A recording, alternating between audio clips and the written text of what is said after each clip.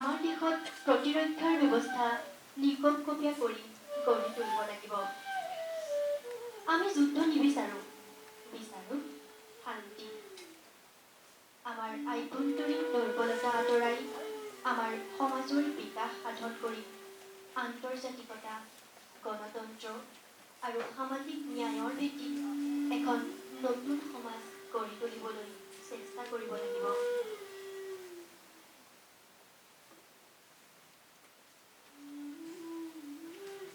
স্বাধীনতাৰ পাছত উৎপন্ন হোৱা এক সমস্যা আছিল ভাষাৰ ভিত্তিত ৰাজ্যৰ পুনৰ্গঠন। সেয়েহে অসম ৰাজ্য পুনৰ্গঠন কৰা সম্পৰ্কত সাহিত্য অকাডেমী বিজয়ী ডক্টৰ বীৰেন্দ্ৰ কুমাৰ ভট্টাচাৰ্যই কৈছিল এনেদৰে, সাংস্কৃতিক বিকাশ, ভৌগোলিক ঐক্য আৰু অৰ্থনৈতিক উন্নয়নৰ দৃষ্টিৰ পৰা চালে দেখা যায় যে অসমৰ বৰ্তমানৰ সীমাৰেখা অব্যাহত ৰখা প্ৰয়োজন। অকল সেয়ে নহয়, উত্তৰ পূব সীমান্ত জিলাৰ জনজাতীয় জিলা এই উক্ত দৃষ্টিকোণৰ পৰা অসমৰ লগ লগা উচিত। এই কথা সংবিধানেও মানি লৈছে। তাৰ বাদে ত্ৰিপুৰা, মণিপুৰ আৰু কোচবিহাৰ আদি তিনিওখন ঠাইৰ সৈতে আমাৰ সম্বন্ধ বুৰঞ্জীমূলক ঐক্যৰ ভিত্তিত প্ৰতিষ্ঠিত। এই কথা অৱশ্যে অসম বুৰঞ্জী পঢ়িলেও পোৱা যায়। ইয়াৰ উপৰিও এইকেইখন ঠাইৰ মানুহে নিজৰ উন্নতিৰ খাতিৰতো অসমৰ লগ লাগিবলৈ ইচ্ছা প্ৰকাশ কৰিব পাৰে বুলি আমাৰ বিশ্বাস হয়। সেইকাৰণে উক্ত অঞ্চলসমূহ লোকতান্ত্ৰিক মতামত নিৰ্ধাৰণ সম্বন্ধে এটি জনপ্ৰিয় সিদ্ধান্তলৈ অহাটো বেয়া নহয়।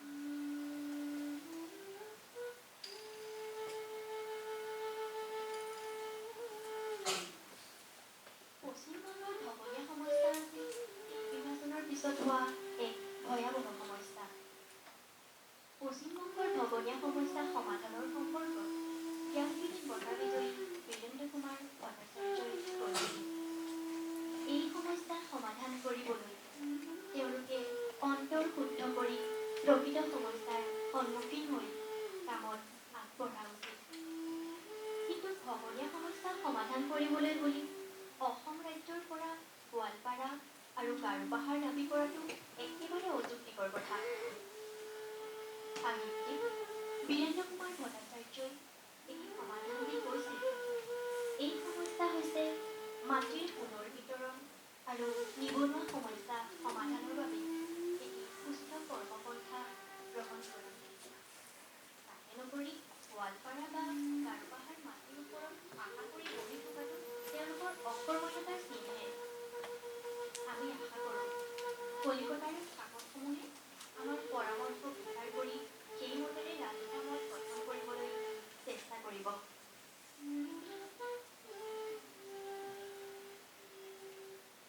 নাগৰিকত্ব বিষয়টো বৰ্তমান প্ৰেক্ষাপটত এক গভীৰ সমস্যা। এই সমস্যা সমাধানৰ কাৰণে ৰাষ্ট্ৰীয় নাগৰিকপঞ্জী আৰু নাগৰিকত্ব সংশোধনী বিলেৰে সমাধানৰ চেষ্টা কৰিছে যদিও বৰ্তমানেও কিন্তু সমাধান পাবলৈ বহু দূৰত আছে। এই সম্পৰ্কত সাহিত্যিক বীৰেন্দ্ৰ কুমাৰ ভট্টাচাৰ্যই ভাৰতৰ প্ৰকৃত নাগৰিকত্ব ৰক্ষাৰ প্ৰসংগত এই সময়তে কৈছিল যে অসমলৈ অহা বঙালী, হিন্দুস্তানী, উৰিয়া আদি বিভিন্ন ভাষাভাষী লোকে ইয়াত অসমীয়া হৈ থাকিব পাৰিলেহে প্ৰকৃতপক্ষে ভাৰতীয় নাগৰিক হ'ব পাৰিব। তেতিয়াহে তেওঁলোকে ভাৰতীয় সংবিধানে দিয়া সুবিধা ভোগ কৰিব পাৰিব। এনেদৰে ডক্টৰ বীৰেন্দ্ৰ কুমাৰ ভট্টাচাৰ্যই লিখনিৰ মাজেৰে নিগৰাইছিল ভাৰতৰ উত্তৰ পূবৰ সংঘাত নিৰ্মূলৰ সমাধান। নমস্কাৰ। নমস্কাৰ।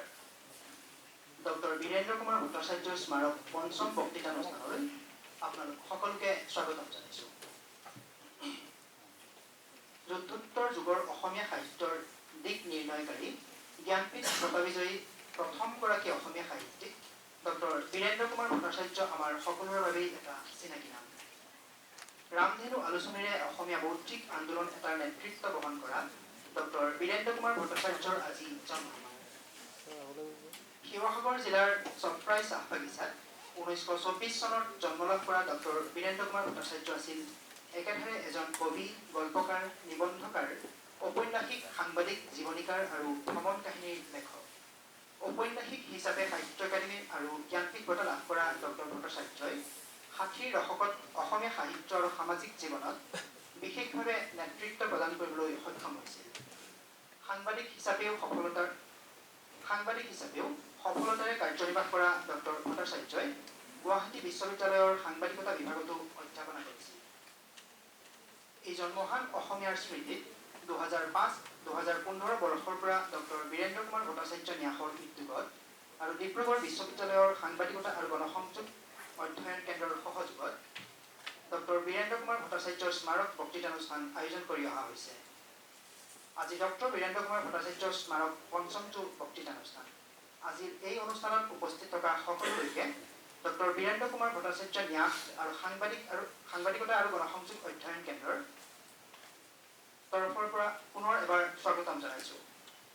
অনুষ্ঠানলৈ আগবাঢ়ি প্ৰথমে আমি আমাৰ মাজত উপস্থিত থকা বিশিষ্ট ব্যক্তিসকলক চিনাকি কৰাই দিব খুজিছোঁ।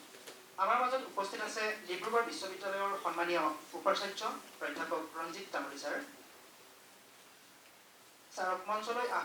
ছাৰক মঞ্চলৈ আগবঢ়াই আনিবৰ বাবে মই আমাৰ মাজত উপস্থিত থকা পৰিস্মিতাক আহ্বান জনাইছোঁ।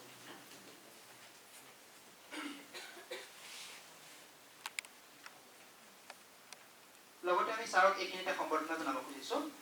ছাৰক সম্বৰ্ধনা জনাবৰ বাবে মই আমাৰ মাজত উপস্থিত থকা শ্ৰাৱণী বৰুৱাক অনুৰোধ জনালোঁ।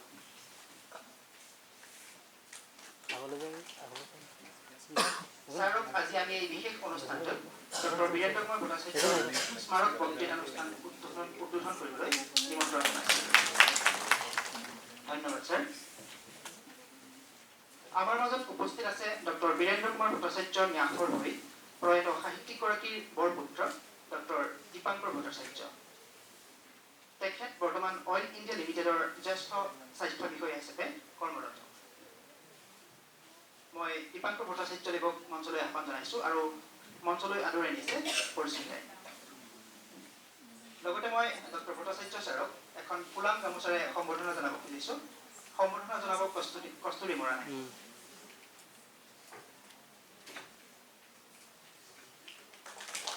Doctor Dipankar Bhattacharya sir.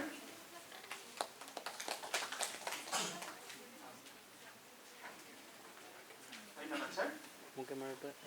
Doctor Birendra Kumar Bhattacharya স্মাৰক পঞ্চম বক্তৃতানুষ্ঠানত আমি বক্তা হিচাপে নিমন্ত্ৰণ কৰিছিলোঁ বিশিষ্ট সাংবাদিক শ্ৰী সুশান্ত তালুকদাৰক। অসম তথা উত্তৰ পূব ভাৰতত ৰাষ্ট্ৰীয় পৰ্যায়ত দ্য হিন্দু কাকতৰ জৰিয়তে 1 দশকতকৈও অধিক সময় উপস্থাপন কৰা শ্ৰী তালুকদাৰে 2015 চনত কাকতখনৰ পৰা জ্যেষ্ঠ সহকাৰী সম্পাদক হিচাপে অৱসৰ গ্ৰহণ কৰিছিল আৰু বৰ্তমানে তেখেতে anyzine.com নামৰ এখন অনলাইন আলোচনীৰ সম্পাদক হিচাপে কৰ্মৰত। 1992 চনতে সাংবাদিকতাৰ বৃত্তি আৰম্ভ কৰা শ্ৰী সুশান্ত তালুকদাৰে তেওঁৰ 27 বছৰীয়া সাংবাদিক জীৱনত অসম তথা উত্তৰ পূব ভাৰতৰ প্ৰায় সকলো বিষয়বস্তুৰ ওপৰতে নিজৰ অভিজ্ঞতা লাভ কৰিবলৈ সক্ষম হৈছিল। 2016 চনত পৰাগ কুমাৰ দাস সাংবাদিকতা বঁটাৰে সন্মানিত শ্ৰী সুশান্ত তালুকদাৰ অসমৰ কটন, তেজপুৰ আৰু গুৱাহাটী বিশ্ববিদ্যালয়ৰ সাংবাদিকতা পাঠ্যক্ৰমৰ সৈতেও বিশেষভাৱে জড়িত। শ্ৰী তালুকদাৰ ছাৰক মই মঞ্চলৈ আহ্বান জনাইছোঁ আৰু ছাৰক মঞ্চলৈ আদৰি আনিব আমাৰ ছাত্ৰী কস্তুৰী মৰাণে।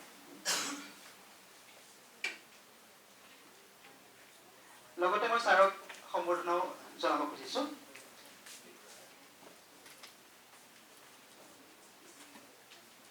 ছাৰক এখন ফুলাম গামোচা আৰু কিতাপৰ টুকুৰাৰে সম্বৰ্ধনা জনাবলৈ আমি আগবাঢ়িছোঁ।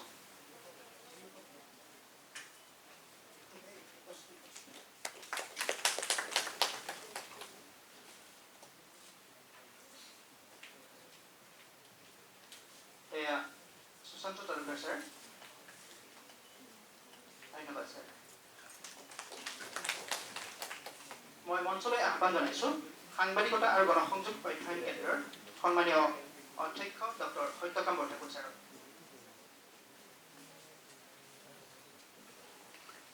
ধন্যবাদ স্যাৰ।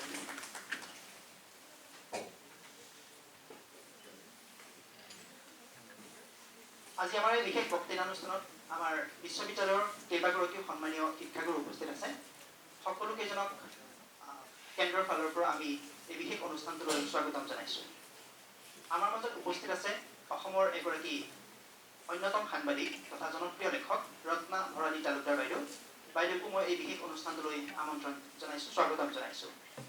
আমাৰ মাজত উপস্থিত আছে সাংবাদিকতা আৰু গণসংযোগ অধ্যয়ন কেন্দ্ৰৰ সমূহ ছাত্ৰ ছাত্ৰীৰ লগতে অন্যান্য বিভিন্ন বিভাগ আৰু কেন্দ্ৰৰ ছাত্ৰ ছাত্ৰী, তেওঁলোককো মই বিশেষ অনুষ্ঠানটোলৈ স্বাগতম জনাইছোঁ আৰু লগতে আমন্ত্ৰিত সকলোলৈকে মই এই বিশেষ অনুষ্ঠানটোত স্বাগতম জনাইছোঁ।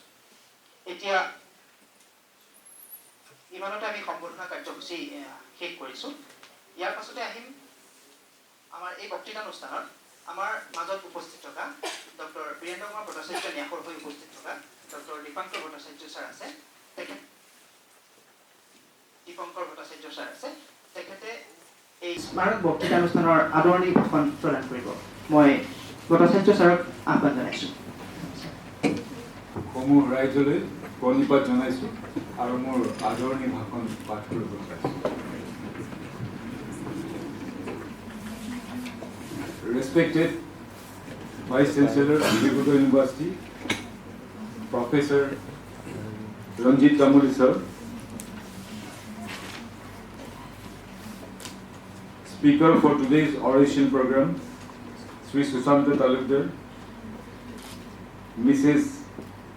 Ratna Bharali Talukdar, eminent writer and journalist, Chairperson, Center for Studies in Journalism and Mass Communication, Digbrugad University, Professor Saitakam Borthaku, respected teachers, students, invited dignitaries, members of print and electronic media, and friends. Arambhonike Center for Studies আৰু বীৰেন্দ্ৰ কুমাৰ ভট্টাচাৰ্য পুৰণি ন্যাসৰ হৈ পঞ্চম বাৰ্ষিক এই Birendra Kumar Bhattacharya memorial বক্তৃতানুষ্ঠানলৈ আপোনালোক আটাইকে আদৰ সম্ভাষণ জনাইছোঁ। লগতে অইল ইণ্ডিয়া লিমিটেডৰ ওচৰতো তেখেতসকলে আগবঢ়োৱা আৰ্থিক অনুদানৰ বাবে আমি কৃতজ্ঞতা প্ৰকাশ কৰিছোঁ।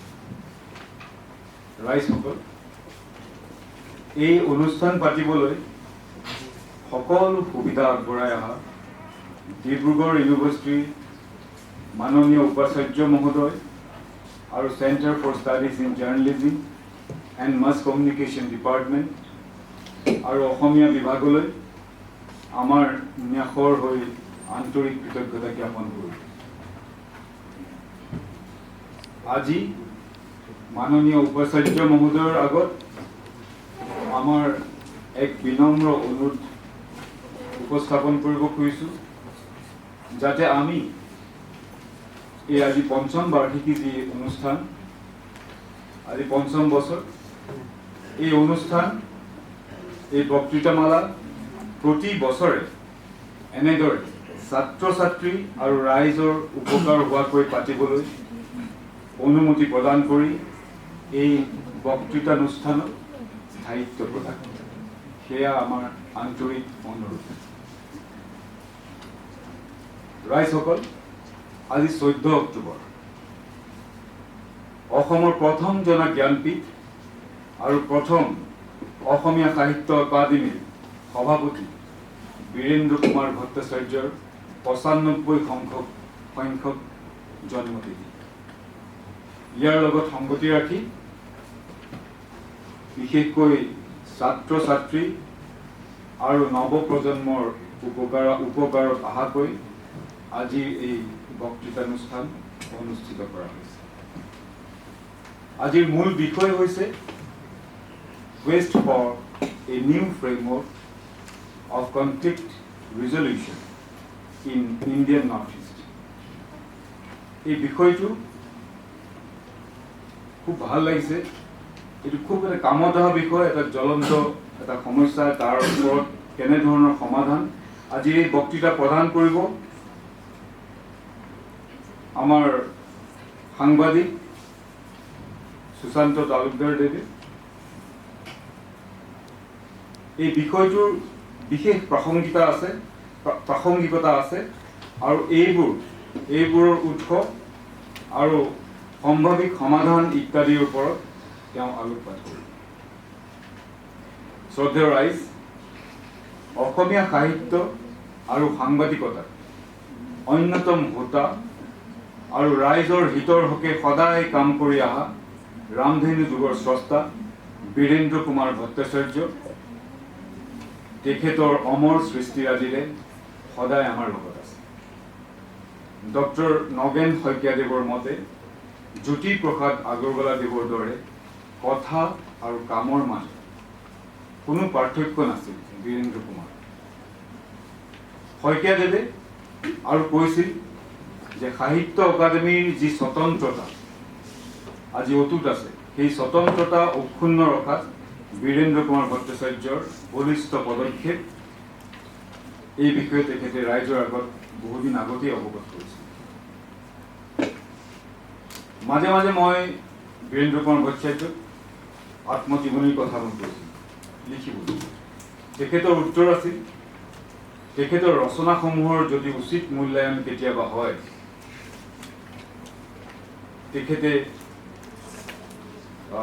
তেখেতে যিবোৰ কেৱল সাধাৰণ জনতাৰ বাবে উৎসৰ্গিত কৰিছিল, সেই তেখেতৰ বাবে জীৱনী হ'ব।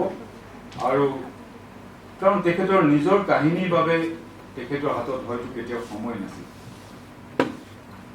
ছাত্ৰ ছাত্ৰীসকলক আজি মই অনুৰোধ কৰোঁ, আহ্বান কৰিছোঁ, যাতে তেখেতৰ কৰ্মৰাজিৰ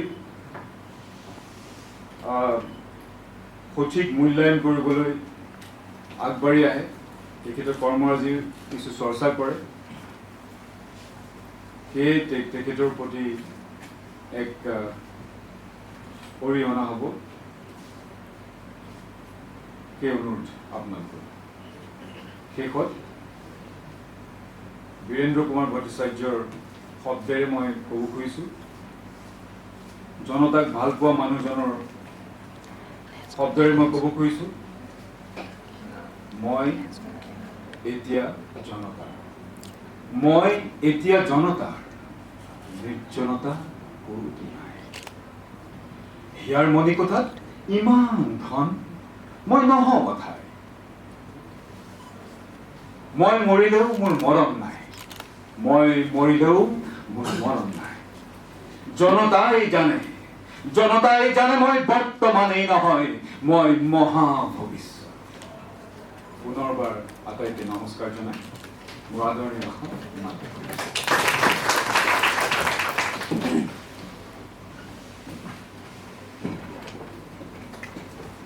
ধন্যবাদ ডক্টৰ দীপঙ্কৰ ভট্টাচাৰ্য ছাৰ। আপোনাৰ আদৰণি অভিভাষণে আমাৰ আজিৰ অনুষ্ঠানটো সুন্দৰ ৰূপত আৰম্ভ কৰিবলৈ সক্ষম হ'ল। এইখিনিতে আমাৰ মাজত আহি উপস্থিত হোৱা বিশিষ্ট সাংবাদিক, বিশিষ্ট সংবাদকৰ্মীসকল আৰু বিশেষকৈ আজি অসম আদিত্য কাকতৰ মুখ্য সম্পাদক ডাক্তৰ নিৰ্মল চাহিৱালা ছাৰ আমাৰ মাজত আহি উপস্থিত হৈছে। তেখেতক লগতে সমূহ সংবাদকৰ্মীক মই এই বিশেষ অনুষ্ঠানটোলৈ পুনৰবাৰ স্বাগতম জনাইছোঁ।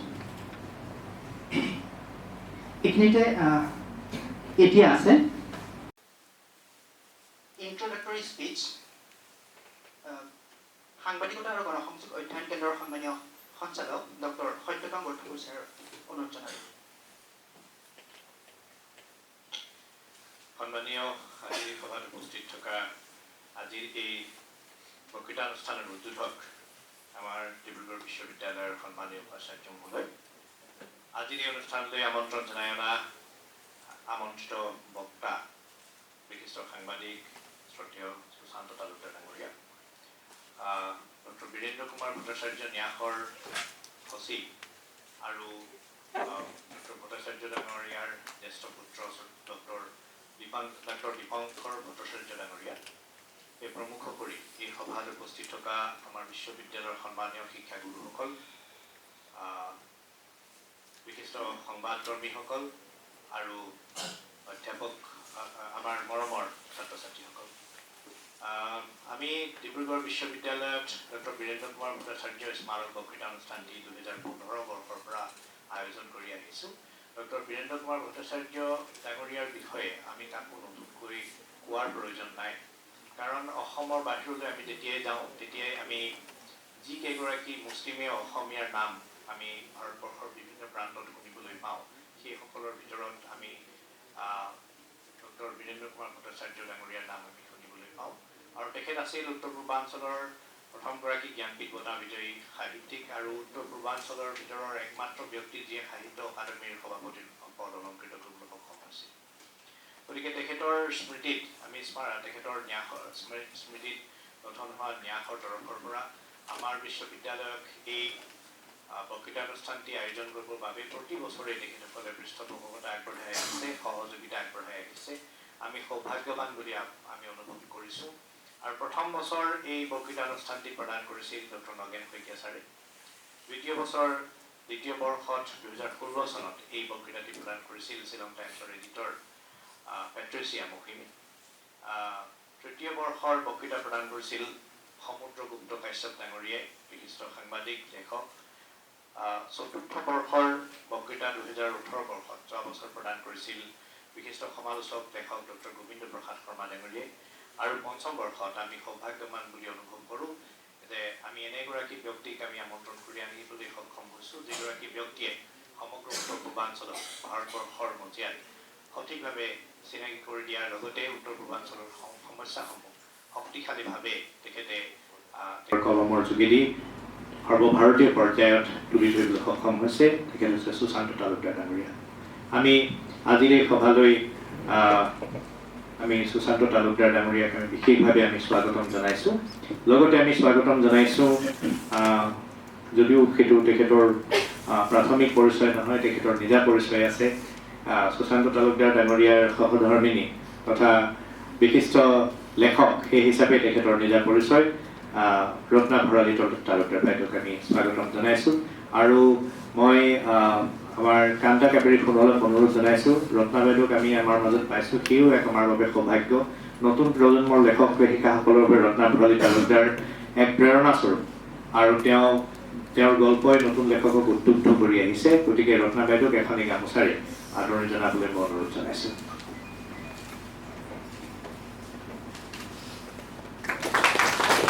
আমি ৰত্না বাইদেউকো ইয়ালৈ স্বাগতম জনাইছোঁ।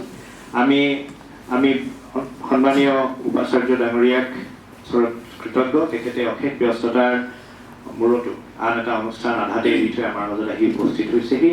আমি তেখেতক স্বাগতম জনাইছোঁ। আমি স্বাগতম জনাইছোঁ আমাৰ বিশ্ববিদ্যালয়ৰ গৱেষণা গুৰু শ্ৰদ্ধেয় অধ্যাপক দীপক চেতিয়া ছাৰক, আমাৰ বিশ্ববিদ্যালয়ৰ বাণিজ্য শাখাৰ প্ৰাক্তন গুৰু তথা বিশিষ্ট অধ্যাপক শ্ৰদ্ধেয় প্ৰাঞ্জল বেজবৰুৱা ছাৰক, আমাৰ বিশ্ববিদ্যালয়ৰ জ্যেষ্ঠ অধ্যাপক শ্ৰদ্ধেয় শৰৎ কাকতি ছাৰকে প্ৰমুখ কৰি সকলো অধ্যাপক অধ্যাপিকা, আমাৰ বিশ্ববিদ্যালয়ৰ ইণ্টাৰনেট কোৱালিটি এছুৰেঞ্চ চেলৰ সংযোজক কল্যাণ ভূঞা ডাঙৰীয়াকে প্ৰমুখ কৰি বিশিষ্ট অধ্যাপকসকলক আমি আমাৰ এই সভালৈ স্বাগতম জনাইছোঁ। আমাৰ মাজত আহি সাংবাদিক বন্ধুসকল উপস্থিত হৈছেহি। অসম আদিত্য কাকতৰ মুখ্য সম্পাদক ডক্টৰ নিৰ্মল চাহেলা ডাঙৰীয়াকে প্ৰমুখ কৰি আমাৰ মাজত ভালেকেইগৰাকী সাংবাদিক বন্ধু আহি উপস্থিত হৈছে। সকলোকে এই সভালৈ স্বাগতম জনাইছোঁ আৰু আশা কৰিছোঁ যে আজিৰ এই বক্তৃতাই আমাক নতুন দিশ দৰ্শন কৰাব পাৰিব।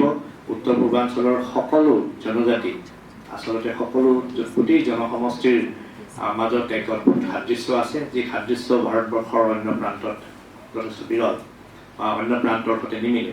গতিকে আজিৰ বক্তৃতাই আমাক আমাৰ মাজত থকা সেই ঐক্যসূত্ৰক পুনৰ ঘূৰাই চাবৰ বাবে আমাক উদ্বুদ্ধ কৰাৰ উপৰিও আমাৰ যি ৰাজনৈতিক, অৰ্থনৈতিক, সামাজিক সংকট, সেই সংকট নিৰামৰ বাবে আমাক পথ প্ৰদৰ্শন কৰিব বুলি আমি আশা কৰিছোঁ।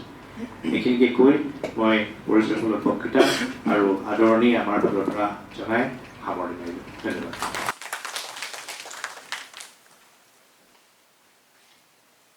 ধন্যবাদ ছাৰ। এতিয়া আমি আহিম আমাৰ বিশেষ অনুষ্ঠানটোলৈ, উদ্বোধনী অনুষ্ঠানটোলৈ। মই আমাৰ মাজত উপস্থিত থকা সন্মানীয় উপাচাৰ্য মহোদয়ক অনুৰোধ জনাম, পন্থী প্ৰজননেৰে আজি এই বিশেষ অনুষ্ঠানটো আৰম্ভ কৰক আৰু লগতে তেওঁ উদ্বোধনী ভাষণ প্ৰদান কৰিব।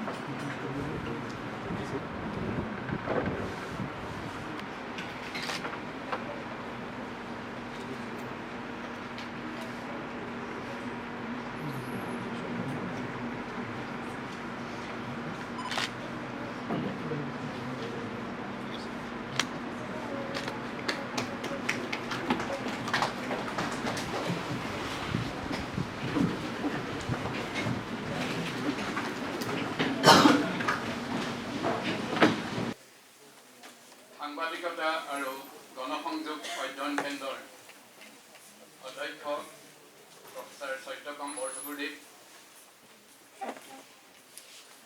আজি ইয়াৰ বক্তৃতা অনুষ্ঠানত বক্তৃতা প্ৰদান কৰিবৰ কাৰণে আমন্ত্ৰিত কৰি অনা বিশিষ্ট সাংবাদিক সুশান্ত তালুকদাৰদেৱ, ডক্টৰ বীৰেন্দ্ৰ ভট্টাচাৰ্যদেৱৰ জ্যেষ্ঠ পুত্ৰ ডক্টৰ দীপঙ্কৰ ভট্টাচাৰ্যদেৱ, আজি এই অনুষ্ঠানত উপস্থিত থকা ডিব্ৰুগড় বিশ্ববিদ্যালয়ৰ মাননীয় অধ্যাপক মণ্ডলী, বিভিন্ন বিভাগৰ শিক্ষক মণ্ডলী, মাছ কমিউনিকেশ্যন আৰু সাংবাদিকতাৰ জনসংযোগ অধ্যয়ন কেন্দ্ৰৰ শিক্ষকবৃন্দ, কৰ্মচাৰীবৃন্দ আৰু ছাত্ৰ ছাত্ৰীসকল, আমাৰ ডক্টৰ বীৰেন্দ্ৰ কুমাৰ ভট্টাচাৰ্যদেৱৰ জ্যেষ্ঠ পুত্ৰ দীপঙ্কৰ ভট্টাচাৰ্যই ইতিমধ্যে ডক্টৰ বীৰেন্দ্ৰ কুমাৰ ভট্টাচাৰ্যদেৱৰ বিষয়ে সবিশেষ কৈ গৈছে। লগতে আমাৰ সাংবাদিকতা আৰু জনসংযোগ অধ্যয়ন কেন্দ্ৰৰ অধ্যক্ষ সত্যকাম বৰঠাকুৰদেৱে আমাৰ বীৰেন্দ্ৰ কুমাৰ ভট্টাচাৰ্যদেৱৰ বিষয়ে বহুখিনি কথাই কৈ গৈছে। ডক্টৰ বীৰেন্দ্ৰ কুমাৰ ভট্টাচাৰ্যদেৱ কেৱল এজন সাহিত্যিকেই নাছিল, তেখেত এজন সাংবাদিক আছিল, তেখেত এজন কবি আছিল। 1924 চনতেই 1924 চনৰ 14 অক্টোবৰত চাপৰাই চাহ বাগিচাত, যোৰহাটৰ কাকজানৰ চাপৰাই চাহ বাগিচাত তেখেতে জন্মগ্ৰহণ কৰিছিল। ইয়াৰ পাছত যোৰহাটৰ চৰকাৰী বালক বিদ্যালয়ৰ পৰা 1941 চনত তেখেতে 4টা বিষয়ত লেটাৰ সহ হাইস্কুল লিভিং চাৰ্টিফিকেট পৰীক্ষাত উত্তীৰ্ণ হৈছিল। আৰু তাৰ পাছত তেখেতে কটন মহাবিদ্যালয়ৰ পৰা 1945 চনত BSc ডিগ্ৰী লৈছিল। 1955 চনতে তেখেতৰ প্ৰথম উপন্যাস ৰাজপথে ৰিঙিয়াই প্ৰকাশ পাইছিল। আৰু 1956 চনত তেখেতে গুৱাহাটী বিশ্ববিদ্যালয়ৰ পৰা অসমীয়া বিভাগত স্নাতকোত্তৰ ডিগ্ৰী লাভ কৰিছে। এই ৰাজপথে ৰিঙিয়াইৰ উপন্যাসৰ বাদেও তেখেতৰ মৃত্যুঞ্জয় প্ৰতিপদ নামেৰে দুখন অতি মূল্যৱান উপন্যাসৰ কথা আমি জানো। এই মৃত্যুঞ্জয় নামৰ উপন্যাসখনৰ বাবেই তেখেতক 1977 চনৰ জ্ঞানপীঠ বঁটা 1980 চনত প্ৰদান কৰা হৈছিল। ইয়াৰ উপৰিও তেখেত এজন কবি আছিল। তেখেতৰ এটা বিশেষ কবিতা এতিয়াও আমাৰ মনত পৰে বিষ্ণু ৰাভা এতিয়া কিমান নাই। এই কবিতাটো যেতিয়া আবৃত্তি কৰে, এই আবৃত্তিৰ জৰিয়তে আমাৰ প্ৰত্যেকজনৰ হৃদয় স্পৰ্শ কৰিছে। আজি মই ইয়াত নাজানো এনেকুৱা ছাত্ৰ ছাত্ৰী আছে নে নাই যি সেই কবিতাটো আবৃত্তি কৰি আমাৰ মাজত সেইখিনি সংবেদশীলতা আনি দিব পাৰে। মই আশা কৰিছোঁ নিশ্চয় আমাৰ সাংবাদিকতা আৰু গণসংযোগ অধ্যয়ন কেন্দ্ৰৰ ছাত্ৰ ছাত্ৰী ইয়াত ওলাব, যিসকলে বা তেওঁলোকৰ মাজৰে এজনে এই বিষ্ণু ৰাভা এতিয়া কিমান ৰাতি এই কবিতাটো আবৃত্তি কৰি শুনাব পাৰে। গতিকে এনে এজন সাহিত্যিক, যিজন সাহিত্যিকে অসমীয়া সাহিত্যৰ ভঁৰাল চহকী কৰি থৈ গৈছে, এনে এজন সাহিত্যিকৰ প্ৰতি শ্ৰদ্ধা জনাই, এনে এজন সাহিত্যিক বা পিতৃৰ প্ৰতি শ্ৰদ্ধা জনাই তেখেতৰ পৰিয়ালবৰ্গই বিগত 5 বছৰ দিন ধৰি এই সাংবাদিকতা আৰু গণসংযোগ অধ্যয়ন কেন্দ্ৰৰ যোগেদি বক্তৃতা অনুষ্ঠান আৰম্ভ কৰি আহিছে। এইবাৰ পঞ্চমবাৰ এই বক্তৃতা অনুষ্ঠান তেখেতসকলৰ এই সাংবাদিকতা আৰু গণসংযোগ অধ্যয়ন কেন্দ্ৰৰ দ্বাৰা আয়োজন কৰা হৈছে। এই আয়োজনৰ লগত যি আমাৰ খৰচ পাতি সকলো তেখেতৰ পৰিয়ালবৰ্গই বহন কৰিছে। তেখেতৰ জ্যেষ্ঠ পুত্ৰ ডক্টৰ দীপঙ্কৰ ভট্টাচাৰ্য ইয়াত উপস্থিত আছে। তেখেত গুৱাহাটী অল ইণ্ডিয়া লিমিটেডৰ এজন জ্যেষ্ঠ মেডিকেল অফিচাৰ। তেখেতে আমাক সুধিছে যে তেখেতে তেখেতৰ প্ৰয়াত পিতৃৰ নামত প্ৰতি বছৰে এটা বক্তৃতা অনুষ্ঠান আয়োজন কৰিব বিচাৰিছে। গতিকে আমি এই বক্তৃতা অনুষ্ঠান আয়োজন কৰিব পাৰাৰ বাবে ডিব্ৰুগড় বিশ্ববিদ্যালয় কৰ্তৃপক্ষৰ ফালৰ পৰা তেখেতক অনুমতি প্ৰদান কৰিছে। আৰু বিগত আগন্তুক বছৰসমূহত তেখেতৰ পৰিয়ালবৰ্গই এই সাংবাদিকতা আৰু গণসংযোগ অধ্যয়ন কেন্দ্ৰৰ যোগেদি বিভিন্ন বিষয়ত বক্তৃতা অনুষ্ঠান প্ৰদান কৰিব পাৰিব। আজি মই গৌৰৱ অনুভৱ কৰিছোঁ যে এই বক্তৃতা অনুষ্ঠানত মেডাম ৰত্না ভৰালী ইয়াত উপস্থিত আছে। তেখেত এখন শ্বৰ্ট ষ্টৰী ৰাইটাৰ্ছ আৰু wife of our Sushant Talukdar, the great personalities, especially in the line of media.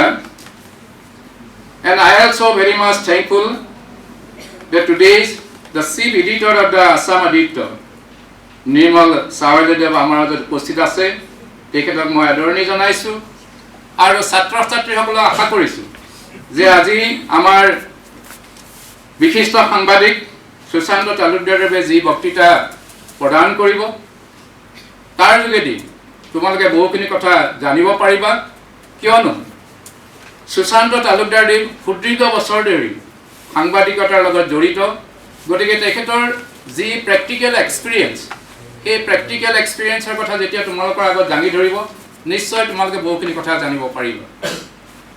Photo শেষত ইয়াত উপস্থিত থকা প্ৰতিজন বিশিষ্ট ব্যক্তি, আমাৰ ডিব্ৰুগড় বিশ্ববিদ্যালয়ৰ মাননীয় শিক্ষক মণ্ডলী আৰু ছাত্ৰ ছাত্ৰীসকলক পুনৰবাৰ ধন্যবাদ জনাই আজি এই অনুষ্ঠানটো উন্মোচন কৰা হ'ল বুলি ঘোষণা কৰিম।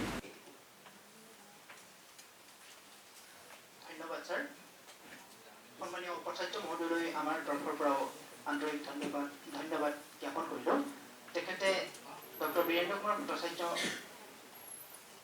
ব্যাসক প্ৰতি বছৰে আনুষ্ঠানিকভাৱে বক্তৃতা প্ৰদান কৰিবলৈ যি এটা অনুমতি প্ৰদান কৰিছে সি সকলোৰে বাবে আদৰণীয়। ধন্যবাদ।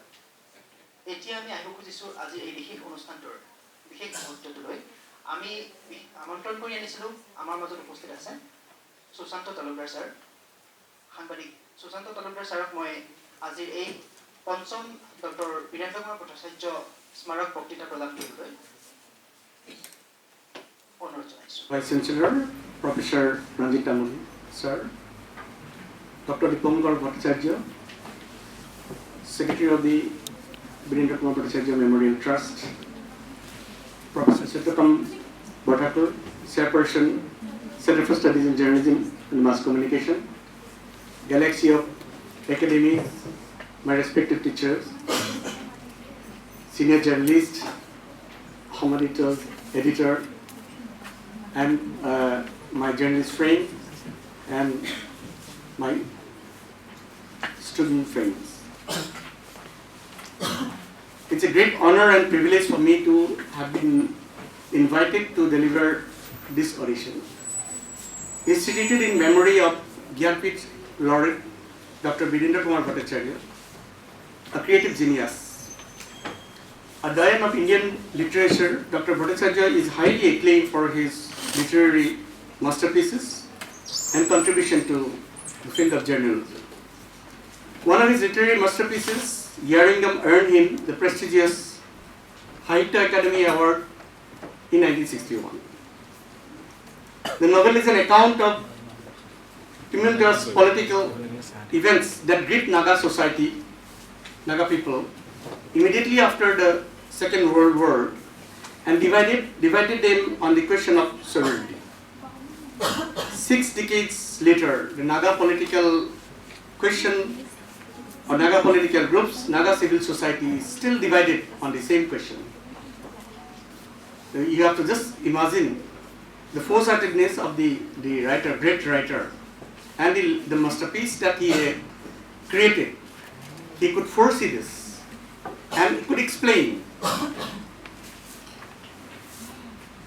So the Indo-Naga conflict remains one of the longest and protracted conflict in entire South Asia. Reading Yerringham provokes us to read it. And at this juncture, I'll request my would-be journalist friends, particularly for the students from the Center for Studies in Journalism and Mass Communication, if you haven't read this, please read this. It should be a primer for you. It gives us, it opens a window. And if you want to understand what's confronting the Naga society yet, still now, why the Naga political problem has remained unsolved, unresolved, then you must read this literary masterpiece. It also presents a larger picture of how conflict leave communities, more particularly the women, marginalized and bring them endless miseries. This is, I'll try to, I'm requested to also speak in Assamese. Assamese to alman kobo karone moi Assamese khub khawai kobo noaro shobdor mur mane obhav hoy ketiaba gotike moi I'll duita mix kori I'll try to make it bilingual if you kindly allow me. Moi duita olop lom aru moi eta koru eta heri loisu presentation eta mor aji bikhoy Mon বিষয়টো লৈছে যে quest for new framework.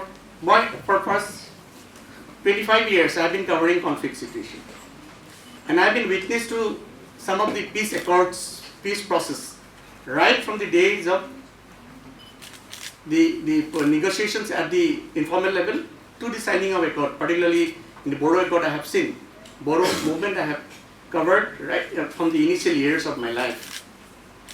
So, সেইকাৰণে মই এই বিষয়টো লৈছো যে আমি যেতিয়া সংঘাত যেতিয়া হয় সংঘাত নিৰামৰ কাৰণে আমাক এটা ফ্ৰেমৱৰ্ক এটা লাগে সংৰচনা এটা লাগে যে আমি সংঘাত কিয় কাৰণে হৈছে আৰু সংঘাত হোৱাৰ কাৰণখিনি আমি বিচাৰ কৰি সংঘাত নিৰামৰ কাৰণে আমি এটা প্ৰস্তাৱ দাঙি ধৰো প্ৰকল্প দাঙি ধৰো বা আমি এটা সূত্ৰ আমি দাঙি ধৰো যে হয়তো এইটো সূত্ৰই এই সংঘাতটো নিৰাময় কৰিব পাৰে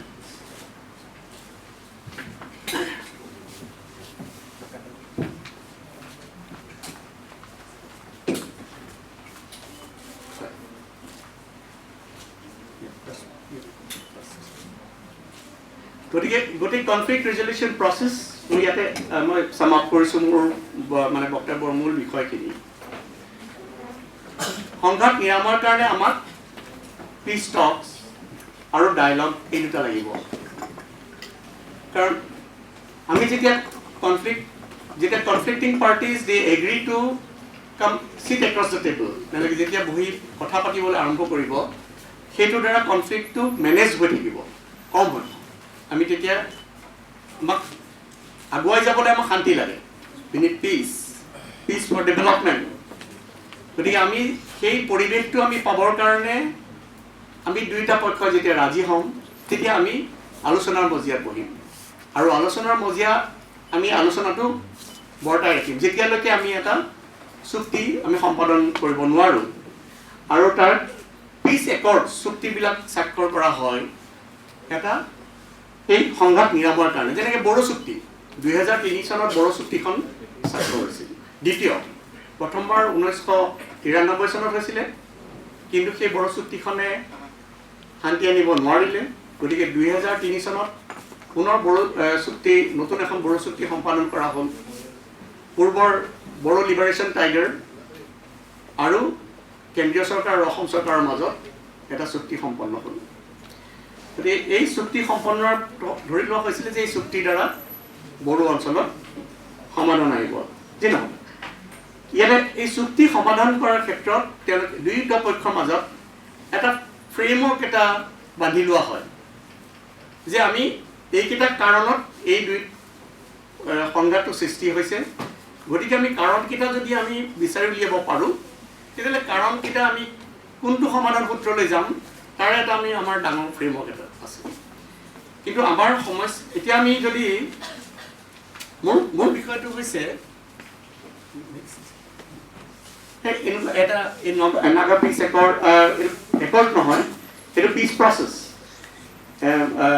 টুইংকেলন মুইবা NSCNIM-ৰ জেনেৰেল ছেক্ৰেটাৰী আৰু RN ৰবি তেখেত ভাৰত চৰকাৰৰ মধ্যস্থতাকাৰী বৰ্তমান নাগালেণ্ডৰ ৰাজ্যপাল গতিকে 2015 চনত এই প্ৰায় 1997 চনত যেতিয়া 1997 যেতিয়া মুইবা টুইংকেলন মুইবা নাগালেণ্ডত আহিছে তেওঁলোকে প্ৰথমবাৰৰ কাৰণে মানে পদাৰ্পণ কৰিছে তেতিয়া আমি গৈছিলোঁ আৰু মই এইকাৰণে কৈছিলোঁ আৰম্ভণিতে উল্লেখ কৰিছোঁ ইয়াৰিংগমৰ কথা যে কিয় আমি ইয়াৰিংগম পঢ়া উচিত যদি আমি নগা সমস্যাটো আমি বুজিবলৈ বিচাৰোঁ কাৰণ তাতে তেওঁলোকে সাৰ্বভৌমত্বৰ প্ৰশ্নটো উত্থাপন কৰিছে সভেৰেইনিটি এতিয়া যদি আপোনালোকে if you are following the news then you must have come across the stories that NSCNIM has refused to enter into an agreement without a flag and without a constitution.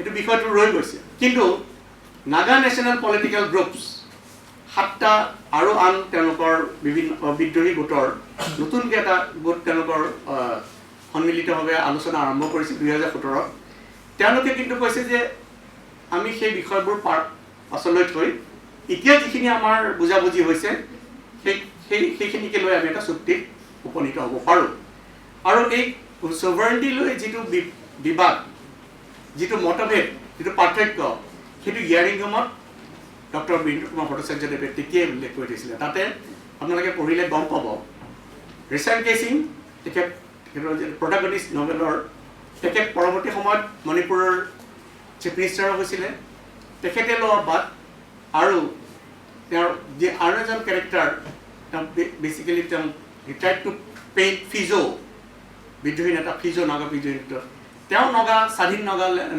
সাৰ্বভৌমত্বৰ যি সপোন দেখিছিল সেই সপোনক লৈ তেওঁ এটা বাট লৈছিলে ৰিচাৰ্ড কেছিং আন এটা বাট লৈছিলে সেইটো এতিয়াও ৰৈ গৈছে গতিকে সেই বিষয়বিলাক আমাৰ ইয়াতে আছে গতিকে আমি যেতিয়া পিচ প্ৰচেছবিলাক হয় তেতিয়া আমি প্ৰায় দেখোঁ যে piece প্ৰচেছবিলাকত প্ৰাইমেৰীলি land or territory, language and religion. These dominate the conflict, the conceptual framework.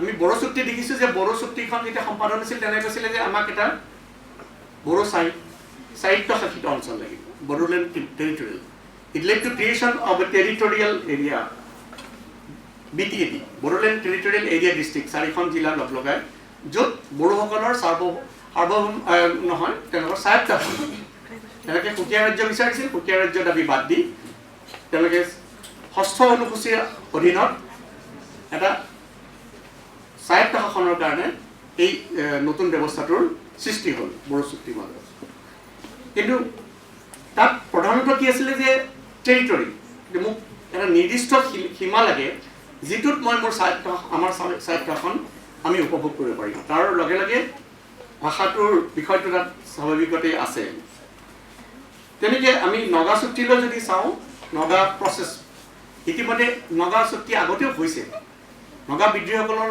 লগত 16-point agreement. Next. Some pictures.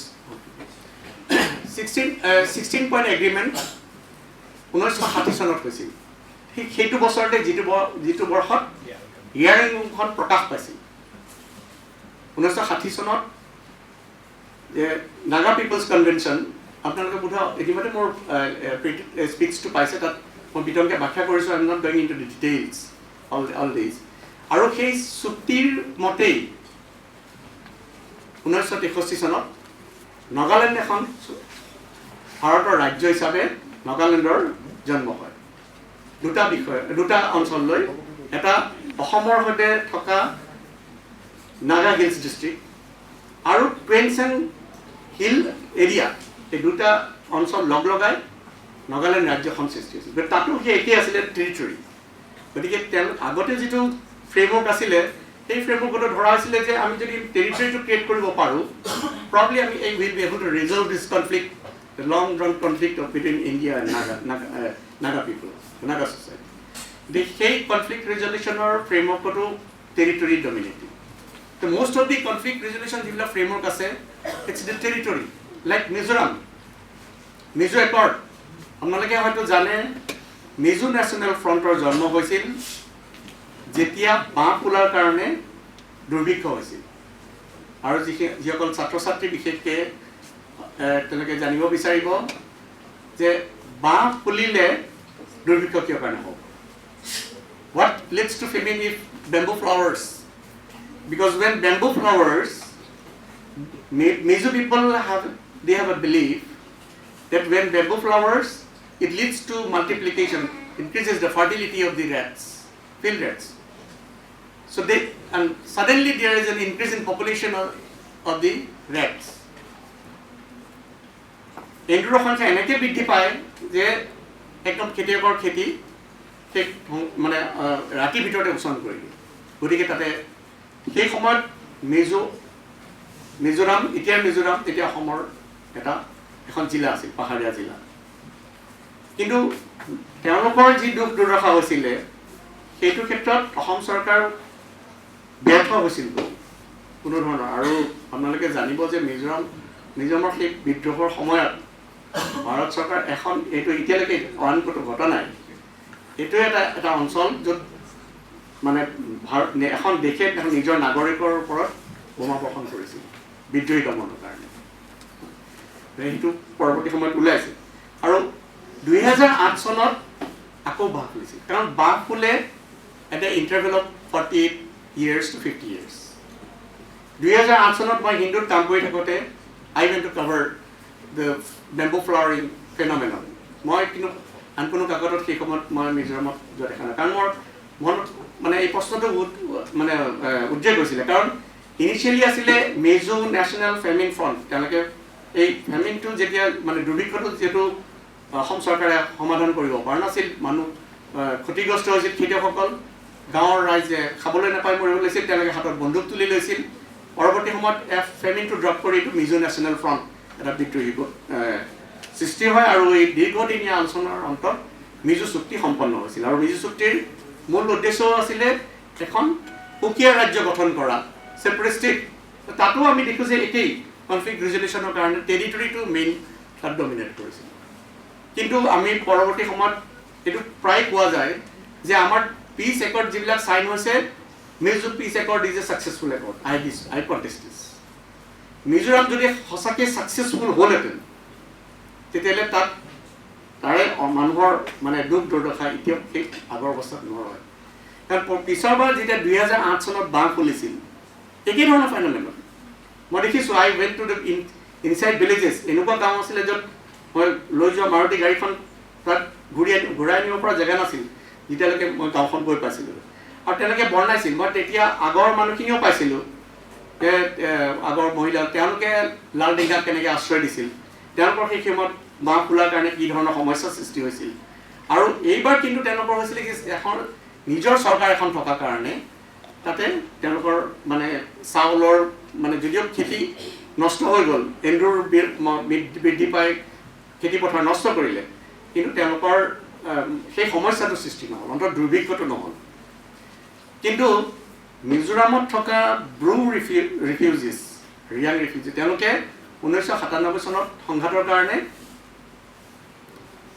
ত্ৰিপুৰালৈ পলাই যাবলগীয়া তাতে আশ্ৰয় লৈছিল ত্ৰিপুৰাৰ কাঞ্চনপুৰ অঞ্চলত তাত ত্ৰিপুৰাত সাধাৰণতে তেওঁলোকৰ পৰিস্থিতিটো হ'ল ৰিয়াং মিজোৰামত তেওঁলোকক ব্ৰু বুলি কোৱা হয় এই তেওঁলোকক ব্ৰু ৰিপেট্ৰিয়েশ্যন তেওঁলোকৰ ঘূৰাই অহা মিজোৰামলৈ ঘূৰি অহা আজিলৈকে সম্ভৱ হৈ উঠা নাই গতিকে আমি যেতিয়া কিছুমান পিচ একৰ্ড পিচ মানে কনফ্লিক্ট ৰিজলিউশ্যনৰ আমি ফ্ৰেমৱৰ্কবিলাক লৈ লওঁ আৰু আমি ধৰি লওঁ যে পিচ একৰ্ডবিলাকে আমাক পাৰ্মানেণ্ট পিচ দিছে সেইটো নহয় গতিকে কোনোবাত আমাৰ somewhere something is wrong আমি সেই হয়তো ফ্ৰেমৱৰ্কটো কাৰেক্টলি এতিয়ালৈকে আমি বনাবই পৰা নাই যিটো ফ্ৰেমৱৰ্কত আমি টেৰিটৰি আছে যিটো ফ্ৰেমৱৰ্কৰ লেংগুৱেজৰ লৈ কৰিছিলোঁ যিটো ফ্ৰেমৱৰ্কত আমি ৰিলিজন লৈ আমি কথা পাতিছিলোঁ সেই ফ্ৰেমৱৰ্কটোৱে কিন্তু আমাক পাৰ্মানেণ্ট পিচটো দিয়া নাই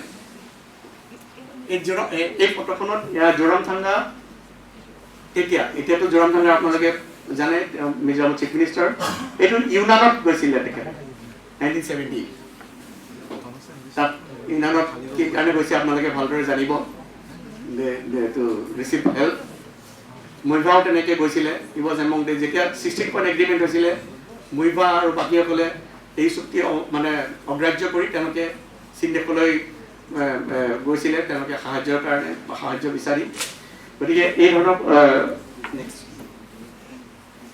এইবোৰ মিজো নেশ্যনেল যেতিয়া ৰিভল তেতিয়াৰ দিনৰ তেতিয়া সেই আগৰ পৰা যিটো বিদ্ৰোহ হৈছিলে হয় এতিয়া মোৰ যিটো বিষয় মোৰ হৈছে যে মানে আমি বিষয়টো এনেকৈ ল'ব পাৰোঁ নেকি কেন উই থিংক অফ যে আমিতো টেৰিটৰি লৈ ইমান দিন পিচ কনফ্লিক্ট ৰিজলিউশ্যনৰ ফ্ৰেমৱৰ্ক কৰিলোঁ লেংগুৱেজ লৈ কৰিলোঁ ৰিলিজন লৈ আমি চেষ্টা কৰিছোঁ কনফ্লিক্ট ৰিজলিউশ্যনৰ কেতিয়াবা আমি আমাৰ যিবিলাক ফুড ডিছেছ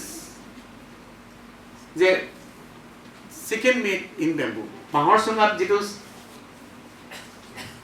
মানে মানে মুৰ্গী মাংসটো বনায় বা পৰ্ক ইন বেম্বু চুট এইবিলাক আমি ভাবিব পাৰোঁ নেকি মানে এই কনফ্লিক্ট ৰিজলিউশ্যন ফ্ৰেমৱৰ্কত ক'ৰবাত এইবোৰ সোমাই আছে নেকি আৰু মোৰ আজিৰ আৰ্গুমেণ্ট আজি লেকচাৰটোৰ মোৰ বিষয়টো এইটো লৈ মই সেই অকল পাৰ্টিকুলাৰ ফুড ডেলিকেচিছখিনি মই কোৱা নাই for most of us it's a delicacy mouth watering delicacy আমাৰ খাবলৈ মানে খুব মন যায় আমি কিন্তু মই কিয় এইকেইটা মই বিচাৰিছোঁ যে কেনেকৈ হ'ব পাৰে নেকি বুলি the ethnic food boundaries have melted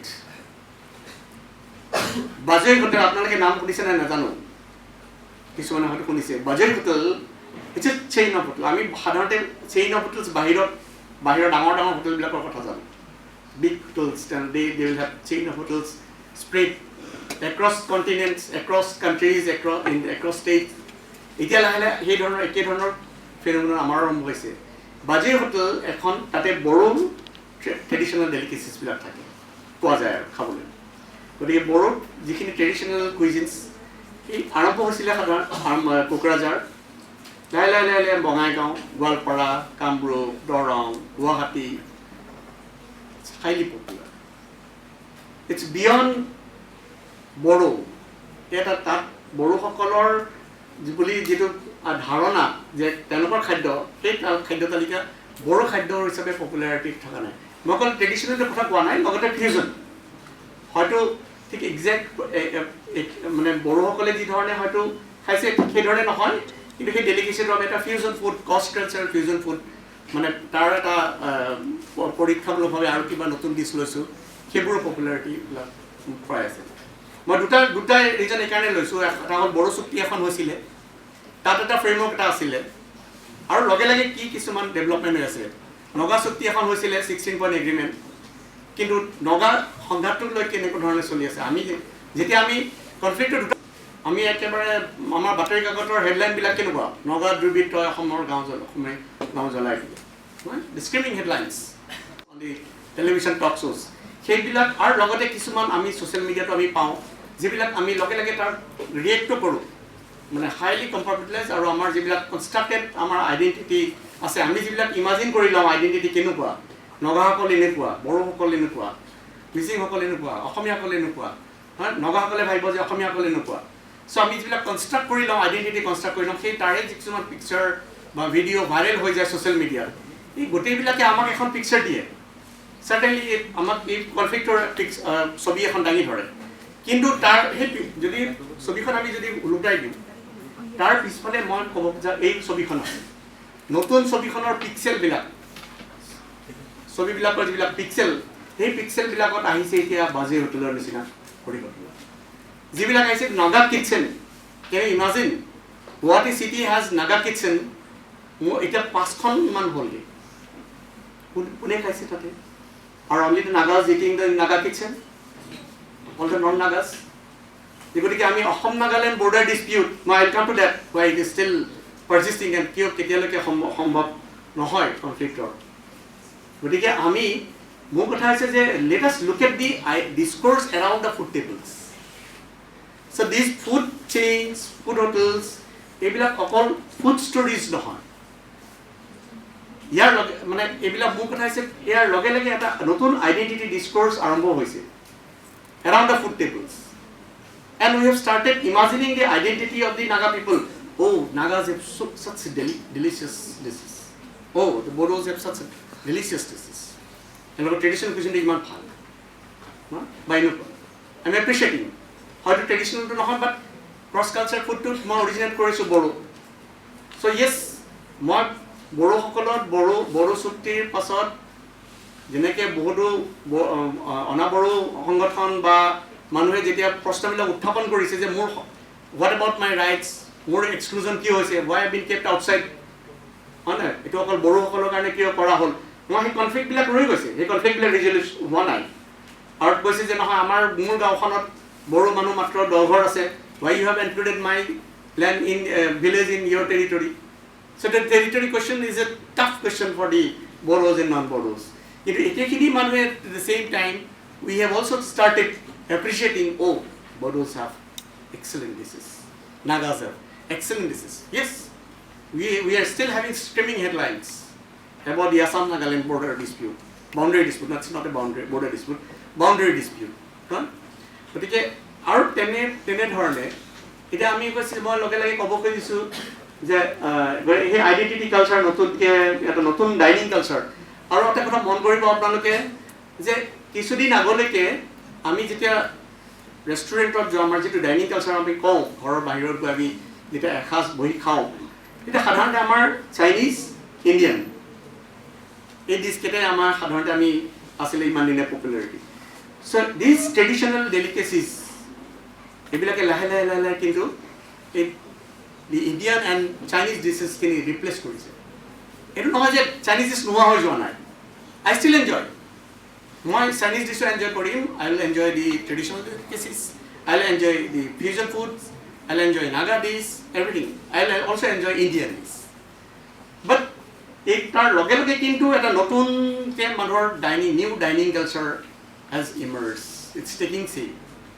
So ei bilakor karone eta identity discourse around the food tables we have to take note, please. Yeah, this is one. This is one. Photograph of Misinga, Ozan Bazar. You have plenty. Those who have visited, you know. Now next one is more Arwata framework of it. Anubisar Arwata before it whole urban showrooms of traditional ethnic wears. Urban showrooms. More than na. Apnalaki ta praye. I think my respected teachers will also agree with me. Probably you will find the non-Karbi youth taking a Karbi bag. That's a new fashion statement. Or a non-Naga sporting a Naga bag, that's a new fashion statement. Or it could paise teloke. The Yagole, it no, it how to Mane Amar Jikini Agor Harnasa, Naga Solcon, I mean, Dudashan Jikon, I mean, the Kiasilo. তাতে দেখিছিলোঁ আমি green border চিষ্টেমে Naga চলখন পিন্ধি আছিলে আৰু সেইটো আগৰ পৰাই আছিলে নগা চল পিন্ধা নগা বেগ লোৱা but that was token or symbolism that was not on a commercial scale কিন্তু এতিয়া it's happening at the commercial scale. Now you get all these from in the urban showrooms. You have to purchase, you have to buy, and you're buying. Because we are buying, these showrooms are growing in number. এই showroom বিলাকৰ number বিলাক ক্ৰমান্বয়ে বাঢ়ি গৈ আছে. Fusion wear, আমি ethnic design, ethnic motif, এইবিলাক these are getting popular. So এটা সময়ত যিবিলাক আমাৰ চুৰিদাৰ, কুৰ্তা, সালোৱাৰ এইবিলাকো আছে, পপুলাৰিটি আছে. But তাৰ লগে লগে ethnic wear, ethnic fusion wear, they are getting popularity. So they are being showcased in purchased from urban showrooms. তাৰ আগলৈকে মোক লাগিলে মই yes মোৰ কাৰণে আছিলে আগলৈকে কেনেকুৱা আছিলে যে it's a traditional Naga dress. মই এটা if I have organized an event, then certainly yes, we'll display a Naga dance, we'll display a Boro dance. আমি দখনা পিন্ধা আমি এটা আৰণাই বা এইবিলাক লৈও আমি এটা প্ৰগ্ৰাম কৰিলোঁ, but that was limited to symbolism, tokenism. আমি এটা প্ৰগ্ৰাম কৰিছোঁ to foster unity, আদান প্ৰদানৰ কাৰণে আমি এটা আৰম্ভ কৰিছোঁ. কিন্তু এতিয়া showrooms are not for symbolism. Showroom means there is a business economy in it. আৰু মই আকৌ I'll go back. যেতিয়া conflict হয়, I have been covering conflict. Both of us, we have been traveling to conflicted areas. And we have seen the kitchens. কাৰণ মানুহৰ ঘৰবিলাক যেতিয়া conflict হয়, তাতে আটাইতকৈ downtrodden মানুহখিনি they are affected. আৰু তেওঁলোকৰ গোটেই জীৱন ধৰি যিখিনি তেওঁলোকে সঞ্চয় কৰে ধন, সেই সঞ্চিত ধনেৰে সজা ঘৰ এটা যেতিয়া জ্বলি চাৰখাৰ হৈ যায়, তেওঁলোকৰ ভঁৰালটো যেতিয়া জ্বলি চাৰখাৰ হৈ যায়, তেতিয়া তেওঁলোকৰ কাৰণে নতুনকৈ জীৱন এটা আৰম্ভণি কৰা বহুত কষ্ট. It takes decades. আৰু সেই মানুহখিনিৰ মাজত আকৌ নতুনকৈ বিভেদৰ বীজ সিঁচিবৰ কাৰণে বহুত এটা উৰ্বৰ ক্ষেত্ৰ এইটো. তেওঁলোকৰ মাজত সেই কামটো চলি থাকে. গতিকে আমি আকৌ তেওঁলোকৰ মাজত সেই যিবিলাক আমাৰ যিবিলাক past the memories of conflict, তেওঁলোকৰ মাজত যিখিনি তেওঁলোকৰ কমিউনিটিৰ যিটো মেমৰি থাকে, সেই মেমৰিবিলাক আকৌ ৰিভাইভ হয়. গতিকে ভিচিয়াছ চাইকেল এটা চলি থাকে. আকৌ কনফ্লিক্ট আৰম্ভ কৰিব, আকৌ তেওঁলোকে লছ কৰিব, ইণ্টাৰডিপেণ্ডেঞ্চটো ভাঙি যায়. আৰু ভাঙি যোৱাৰ লগে লগে আৰু তেওঁলোকৰ কিটচেনটো যেতিয়া এবাৰ শেষ হৈ যাব, তাৰপিছত কমিউনিটিৰ কনফিডেঞ্চটো নোহোৱা হৈ যায়. সেই কিটচেনটো নোহোৱা বা কনফ্লিক্টৰ কি সমস্যা হয়, আপোনালোকে ইয়াৰিঙত পঢ়িলে চাৰেংলা বা খুটিংলা, এই যিখিনি ৱমেন কেৰেক্টাৰ, তেওঁলোকৰ aptly they have it have painted the picture. একেই সলনি হোৱা নাই. চাৰেংলা সেই দুটা কেইটামান লাইন আছে, আপোনালোকে মই এতিয়া ক'ব খোজা নাই, মই আপোনালোকে পঢ়িব, feel it, realise it, and you can relate it. একেই সমস্যা হৈ যায়. আৰু তাতে এই তেওঁলোকৰ যেতিয়া কিটচেনটো শেষ হৈ যায়, তেতিয়া ট্ৰেডিশ্যনেল ডেলিকেচিছবিলাক ক'ৰ পৰা দিব তেওঁলোকে?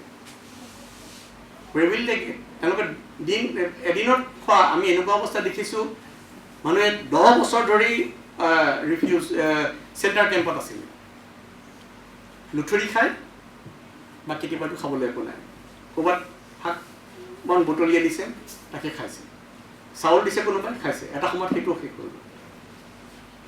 গতিকে সেই চিটুৱেশ্যনত তেওঁলোকৰ যিখিনি ট্ৰেডিশ্যনেল ডেলিকেচিছ, সেইটোত তেওঁলোকে কি ধৰণে আশা কৰিব পাৰে? কিন্তু যেতিয়া তেওঁলোকৰ এই ডেলিকেচিছৰ যেতিয়া আমি দেখা পাওঁ যে নতুন কমাৰ্চিয়েল কিটচেন্স হৈছে এই ডেলিকেচিখিনি লৈ, এই কমাৰ্চিয়েল কিটচেন্স বা ট্ৰেডিশ্যনেল শ্ব'ৰুমছ অফ দিছ ট্ৰেডিশ্যনেল এটায়াৰ, মানে জনজাতীয় বা জনগোষ্ঠীয় যিবিলাক সাজ পোছাক বা তাৰ সেইবোৰৰ ওপৰত ভিত্তি কৰি যিবিলাক আমাৰ ট্ৰেডিশ্যনেল শ্ব'ৰুমবিলাক, আৰ্বান শ্ব'ৰুমবিলাক হৈছে, সেইবোৰক আমি তাৰ লগত আমি পৰিস্থিতি আইডেণ্টিটিটো আমি ৰিলেট কৰি চাব লাগিব. কাৰণ আমি অৰ্থাৎ মই যেতিয়া কনফ্লিক্ট ৰিজলিউশ্যন কৰিবলৈ গৈছোঁ, মই সেই আগৰ সেই টেৰিটৰী লেণ্ড সেই কুৱেশ্যনকেইটাক লৈ যাম, কিন্তু সেইকেইটা মোক উত্তৰটো দিয়া নাই. Violence is recurring. 2003 বড়ো চুক্তি স্বাক্ষৰ হৈছিল, তাৰপিছত অলমষ্ট প্ৰায় এবছৰ 2 বছৰৰ পৰা প্ৰতিটো বছৰতে বড়োলেণ্ডত সংঘাত. তেতিয়াহ'লে why you are calling it peace accord?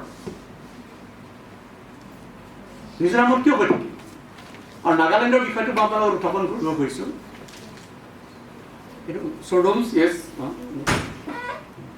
ইয়াতে মেইন সমস্যাটো হৈছে যে ডিমান্ডেড টেৰিটৰিজ ওভাৰলেপ আমি যিবিলাক আমাৰ নিজৰ অঞ্চল বিচাৰিছোঁ মোৰ আইডেণ্টিটিৰ কাৰণে আমাৰ উত্তৰ পূৰ্বৰ সমস্যাটো সমাধানৰ এটাই সমস্যা যে আমি যেতিয়া আমি পৰিস্থিতিৰ কথা কওঁ আমি প্ৰায়ে টেৰিটৰিৰ লগত কওঁ যে মোৰ এই এলেকাটো মোৰ ইতিহাস মোৰ সকলো আৱেগ ইয়াতে জড়িত হৈ আছে কিন্তু অলপমান আমি যদি আৰু এটা কমিউনিটিৰ কথা কওঁ দেখো যে তেওঁলোকে একে টেৰিটৰিৰ কথা কৈছে একেটা অঞ্চল এতিয়া ষ্টেটটোত ডিমাণ্ড হৈছে বড়োলেণ্ডৰ যে মোক সুকীয়া বড়ো ৰাজ্য লাগে যে বিদেশী চুক্তি মোক সমাধান দিয়া নাই মোৰ যিবিলাক আশা আকাংক্ষা আছিলে বড়ো জাতি হিচাপে সেই আশা আকাংক্ষা পূৰণ কৰিব পৰা নাই গতিকে মোক সুকীয়া ৰাজ্য লাগিব কিন্তু একেখিনি অঞ্চলত একেখিনি তাৰে কিছুমান অঞ্চল লৈ সুকীয়া কোচ ৰাজ্য দাবী হৈছে কমতাপুৰ ৰাজ্য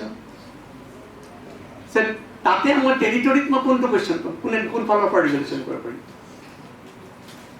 কেনেকুৱা ধৰণৰ মই মেপ এখন আঁকিম যে য'ত এখন ৰাজ্য এটা সোমাই থাকিব আৰু ইখন ৰাজ্যৰ মাজত আকৌ ইখন ৰাজ্যৰ সীমা সোমাই থাকিব হয়তো কেনেকুৱা ধৰণৰ এটা সমাধান আহিব পাৰে মই নাজানো still do not know but at least এতিয়া যিটো structure fix territories for one state one community ভাষাৰ ভিত্তিত যেতিয়া মানে ৰাজ্যবিলাক গঠন হৈ গ'ল আৰু নতুনকৈ অৱশ্যে ভাষাৰ ভিত্তিত বিভিন্ন ঠাইত হোৱা নাই নতুন গতিকে সেই এই টেৰিটৰিৰ লিংক কৰি থোৱাৰ কাৰণে the territory link identity movement that makes our the problem conflicts intractable আমি সহজে সমাধান কৰিব নোৱাৰোঁ আৰু তাৰ কাৰণে আমাৰ এই শান্তি বিঘ্নিত হৈ থাকে ইট মেক্স পিচ ফ্ৰেজাইল প্ৰায় কিন্তু বড়োলেণ্ডত আমি এই বাৰে বাৰে সেই প্ৰশ্নটো সন্মুখীন হৈছোঁ আমি এতিয়াও ক'ব নোৱাৰোঁ যে এতিয়াও নিৰ্ভয় ক'ব নোৱাৰোঁ যে কাইলৈ আৰু বড়োলেণ্ডত বা বড়ো BTD এৰিয়াত নতুনকৈ সংঘাত এটা নহ'ব যিকোনো মুহূৰ্তত হ'ব পাৰে সেই পৰ্যায়তে আমি ৰৈ গৈছোঁ যেনেকৈ অসম নাগালেণ্ড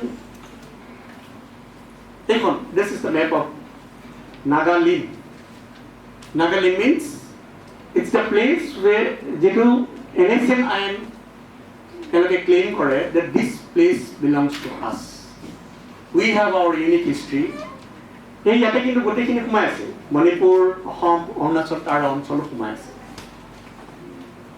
গতিকে যেতিয়া অসম নাগালেণ্ড আমাৰ যিটো সীমা সমস্যা সীমা বিবাদৰ যিটো আলোচনাবিলাক হয় তেতিয়া কিন্তু একেখন মেপেই কিন্তু উত্থাপন হয় গতিকে আমি যদি ধৰি লওঁ যে ঠিক আছে NSN আইনৰ লগত হোৱা চুক্তিটো এফালে থৈ লওঁ আমি এতিয়া অসম আৰু নাগালেণ্ডৰ যিখন ৰাজ্য ভাৰতৰ ৰাজ্য আমি এই সমস্যাটো সমাধান কৰোঁ এইখন মেপ পৰীক্ষা নেই নাগালেণ্ড চৰকাৰ নাগালেণ্ডৰ যিখন চৰকাৰ সেইখনটো পেৰেলেল চৰকাৰ সেইখন NSN আইনৰ পেৰেলেল চৰকাৰ তেওঁলোকে দাবী কৰা চৰকাৰ কিন্তু নাগালেণ্ড যিখন ভাৰত আমাৰ সংবিধান স্বীকৃত চৰকাৰ তেওঁলোকে দাবী কৰা নাগালেণ্ড এইটোৱেই গতিকে নগা চুক্তি যেতিয়া টেৰিটৰি কুৱেশ্যনটো ছল্ভ নহয় ৰিজল্ভ নহয় অসম নাগালেণ্ডৰ সীমা বিবাদ কেতিয়াও সমাধান হোৱাটো সম্ভৱ নহয় সেইটো চলি থাকিব গতিকে মই যে আগৰ পাৰ্মনিতে যিখিনি কৈছিলোঁ যে মই দুটা লৈছোঁ বড়ো আৰু অসম এই দুখন চুক্তি 16 পইণ্ট এগ্ৰিমেণ্ট আছিলে নাগা তেতিয়া ৰেকৰ্ড নহয় সেইকাৰণে এতিয়াও যিখন নতুন নাগা চুক্তি কৰিবলৈ গৈ তাতে উজুতি খাই গৈছে NSN আমি কৈছে যে ঠিক আছে মোক নতুনকৈ ৰাজ্য এখন বনাই দিব নালাগে but give me flag where I can raise this flag. Do you want to raise the flag in this their territory? Give me a constitution, my own constitution, recognize my constitution, which will be applicable in my area. They want the implementation of the constitution in this place, not Indian constitution. গতিকে আমি টেৰিটৰিক লৈ আমি conflict ৰিজলিউশ্যনত আমি আৰু হয়তো বহু দশক আমি পাৰ কৰিব লাগিব কিন্তু এইটোও মই ক'ব খোজা নাই যে টেৰিটৰিটো বাদ দি সমাধান হ'ব যে commercial kitchen and traditional urban showrooms they can replace land as a মানে কি আইডেণ্টিটি মাৰ্কাৰ গতিকে লেণ্ডটো বাদ দি আৰু এইখিনি বিষয় নাই সেইটো সেইটো নেইভ সেইটো মই সেইটো কেতিয়াও ছাজেষ্ট কৰিব নিবিচাৰোঁ কিন্তু মোৰ যিটো প্ৰস্তাৱ মোৰ যিটো ধাৰণা যদি এই নেগোচিয়েটৰ they start looking at the new perception of identities centering around the food tables, centering around the economic activities of the urban the showrooms, that will help them that will help them understand that we have to be accommodative. আমি about territory to ঠিক আছে, we will continue to negotiate on territories, but that will make them accommodative. No, our society kon hey compartment at roi joa nai. The society has progressed beyond that. Identities have started moving beyond compartments, beyond territories. More than hey Naga food, Naga delicacies, tate roi thaka nai. Garo food, Garo delicacies tate roi thaka nai. Garo bamboo chicken I tasted Garo bamboo chicken long back. Eta koto belek kono restaurant ma bamboo chicken nai. I relished it. Khub bhal paise. Eta to you can have it. Apni want to have bamboo chicken, apni Kharkov Foods, Mongol job. Presented fantastic maneri. যিসকলে বিচাৰে তেওঁলোকৰ কাৰণে গতিকে এইটো মই উইমেনৰ খিনি কথা কৈছিলোঁ এইটো এটা ৰিলিফ কেম্পৰ মহিলাসকল তেওঁলোকে এনেকৈ আশ্ৰয় ল'ব লগা হৈছিলে এইটো তেওঁলোকে দিয়া ট্ৰাই টু উইভিঙত তেওঁলোকে চেষ্টা কৰিছিলে এইবোৰ চব কনফ্লিক্ট এফেক্টেড মহিলাসকল তেওঁলোকে আকৌ তেওঁলোকে চেষ্টা কৰিছে আৰু তেওঁলোকৰ ৰিটাৰ্ণো পাইছে গতিকে মই বিচাৰিছোঁ যে নতুন ফ্ৰেমৱৰ্ক এটা articulating a new framework and that framework is dovetailing these two the commercial kitchens of traditional delicacies and fusion foods and urban showrooms of the traditional attires and fusion ethnic wear. These two, the identity perception that they have developed, they have triggered. এইখিনিক লোৱা conceptual ফ্ৰেমৱৰ্কটো তাৰ লগে লগে মহিলাখিনিক equal part দিয়ে আমি normally পিছ একৰ্ডবিলাক আমি দেখোঁ যে when identity movements takes place women are always given pushed to the front for two reasons. One is they have to carry the symbol of that identity. Traditional attire সাধাৰণতে মহিলাখিনিক লৈ তেওঁলোকে আগত দিব and that it's a picture symbol of the identity আৰু তাৰপিছত আৰু এটা হ'ল যে it's a strategically to prevent a police action or a research কাৰণ সাধাৰণতে মহিলাখিনি আগত দিলে পুলিচ ৰিচাৰ্জ কৰা বা হেৰি কৰা তেনেকৈ অলপমান কনফ্ৰণ্ট কৰাৰ ক্ষেত্ৰত তেনেকৈ অলপ এটা নিৰাপদ অৱস্থান এটা ল'ব কিন্তু যেতিয়া পিচ প্ৰচেছ আৰম্ভ হৈ যাব you will not find the women. I haven't seen the women. তেওঁলোক পিচ একৰ্ড চাইন হ'ব তাৰপিছততো আৰু কাম নাই আৰু শেষেই এনেকুৱা কামেই শেষ হ'ল কিন্তু পোষ্ট একৰ্ড পিচ একৰ্ড যিখিনি পিচ মানে কনফ্লিক্ট ৰিজলিউশ্যনৰ কামখিনি কৰি আছে যিবিলাক মই ক'লোঁ যে কনফ্লিক্ট এফেক্টেড মহিলা তেওঁলোকে লৈ আছে so the women knows what it means to be accommodative, what it means when they are accommodative, what it means to the entire community. So make women the part of the negotiating team. গতিকে আমাৰ conceptual ফ্ৰেমৱৰ্কটো আমি এইখিনি নতুনকৈ আনিব লাগিব let land territory language all these issues will be there because the territories they give rise to the conflict. I mean we cannot wish away the problem will primarily যিকেইটা বিষয়লৈ আৰম্ভ হৈছে conflict those have to be resolved তাৰ লগত আমি যেতিয়া আমি when we take in the conceptual framework আমি যদি এইকেইটা বস্তু লওঁ it will make the negotiators more accommodative. Then they will try to appreciate what my identity means to the other side, what identities of other side means to me, and then how we can give and take relationship and go for a formal resolution. So I am grateful to the trust and the university and the department center for giving me this opportunity to articulate my views. I believe and I'm convinced after having covered conflict situation for past more than 2.5 decades that we need to articulate a new framework of conflict resolutions. And the framework I have presented before you for your consideration. Thank you. Thanks. ধন্যবাদ sir সাংস্কৃতিক যি সমন্বয়ৰ কথা চাই গ'ল সেই সমন্বয়ত গুৰুত্ব প্ৰদান কৰি আমি এটা সমস্যা সমাধানৰ ক্ষেত্ৰত আগবাঢ়ি যাব পাৰোঁ বিশেষকৈ উত্তৰ পূব ভাৰতৰ ক্ষেত্ৰত যি এটা সমস্যাৰ এটা দীঘলীয়া জাৰ্ণি চলি আছে, সেই জাৰ্ণিটো ষ্টপ কৰিবৰ কাৰণে, সেই যাত্ৰাটো বন্ধ কৰিবৰ বাবে আমি সাংস্কৃতিক সমন্বয়ৰ ওপৰত যি গুৰুত্ব দিব লাগে সেই কথা ছাৰে সুন্দৰ ওপৰত বুজাই দিলে। ছাৰলৈ অশেষ ধন্যবাদ। যিহেতু ছাবজেক্টটো বিষয়বস্তুটো বহুত গুৰুত্বপূৰ্ণ, এইখিনিতে আমি এটা সৰু আলোচনা আগবঢ়াব বিচাৰিছোঁ। For 10 years, do you think that during the last 2.5 decades, in the name of conflict resolution, do you think that the reasons or cause of the conflicts are not properly understood? Sir, you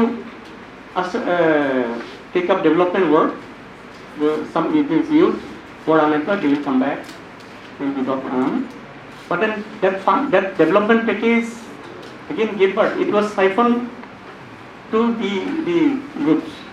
So, and even on the issues of identities, I mean, we have just constructed some perception identity. So I strongly agree with you that we have not understood correctly. It's time. I mean, that's why I appeal my young friends also. I mean, we have to be organic. I mean, we have to be organic in thinking. Let us think out of the box. I mean, we are trying to look at the problem for decades from the same standpoint. I mean, we have to enlarge the scope of the. I think this is our feeling that as a social science researcher, Right. we feel that if a problem is not properly understood, how can you find a solution? We can't. So problem has to be understood first. So that what is the conflict, what are the reasons underlying the conflicts? True. That has to be understood first properly. Then only you can go for a framework. Exactly. Mr. Balubra, Sir. are we not trying to solve a problem which is wrongly formulated? Yes. I mean, we have also constructed a problem also in a wrong way. I mean, maybe we are making a non-problem a problem. Exactly. Now, my another point, you have rightly suggested two important points. Right. So, food culture and Right. environment. Right. These two are probable solutions. These two may reach the extreme Yes. in addressing the solution. Exactly. Can it be made a fad for the societies?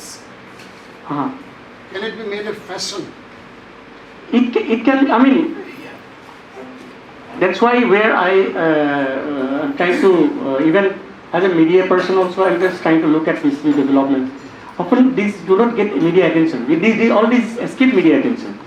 We are talking more about the conflicts, but we are not realizing what is happening actually in the real practical and in the society around us. I mean, these developments are taking place in here only, but we are not taking note of this.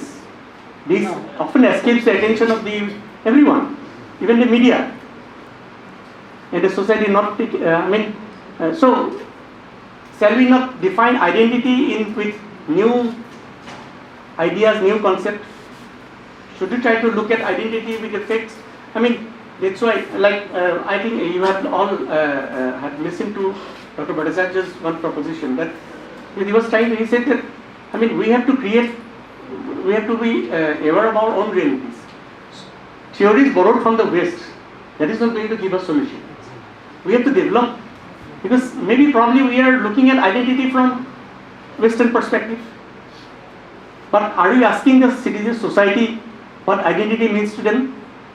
I mean, now I am sure if I go back to the same place and the conflict affected women, if I ask them what do they think about the identity, I think they will give me a better definition than all others discussing identity issues. Even the social scientists, even the leaders, even those who are articulating new identities to foster new movement. I think the people at the grassroots, they probably will give us a better definition of the identity. So we have to look at those new definitions, new ideas. The ideas you have given actually. Right, sir. I just want to Framework. get Two framework you have given actually. Huh. Two framework you have given actually. Right. I hope it may lead vicious circle to Harshman Center in time. Right. There is a possibility. Because you are researching in this line. Right. I think in Northeast it's so diverse with so many tribes and communities and societies. So right. So I think we all have been living throughout the ages with a relationship of love and hate between us, and we have been existing in that way. So when we talk about conflicts, I think it's merely a kind of politics of some vested interest people. So I think we should stop talking about conflicts because it is so painful. Like when we see the people and when we see the kitchens, when as a journalist, it was earlier very difficult for us to understand the rate of poverty. To see their kitchens, it was like horrifying. It was like horrifying pictures for us, and the women, how they suffered and how they worked hard to rebuild their community life. The Bodo women, the hardship, So I think we should stop talking all these nonsense things. We have to leave it like this way. There will be love and hate relationship between us. We will quarrel between us and among us, and we will find solution between ourselves. I think we should stop talking about these things. I'm really very tired of, Yeah. No, that is a wishful thinking. I mean, because politics is always there. Yeah, the wishful thinking we want, but then the identities are being constructed. Identities are being asserted. Because there is also a power game in it. There is a question of resource, sharing the resource. I want a share of the power pie. I want a share of the resource.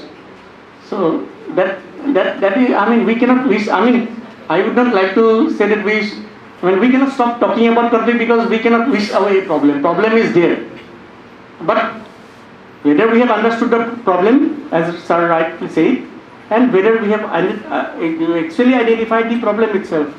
So until and unless we are not being able to identify the problem, then identify also the issues related to it.